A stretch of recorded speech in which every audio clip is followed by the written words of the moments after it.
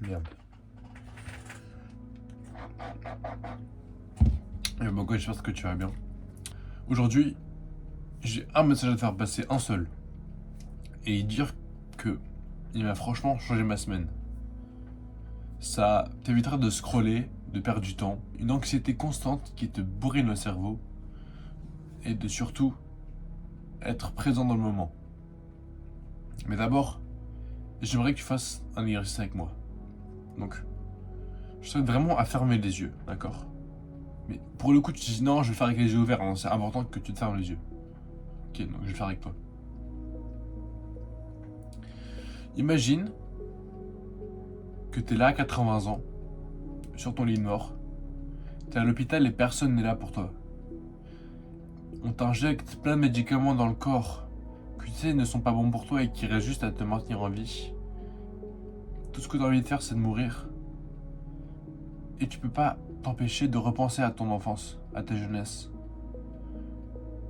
De voir toutes les mêmes choses en mieux que tu pouvais faire.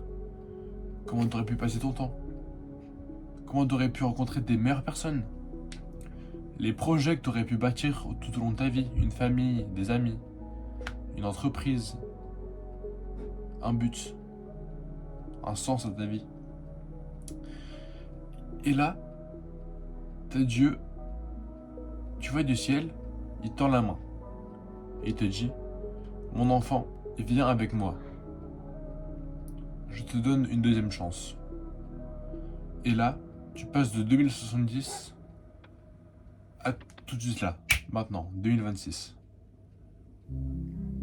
T'es revenu d'un demi-siècle en arrière, parce que Dieu a été bon et généreux, et qui a décidé de te donner une deuxième chance.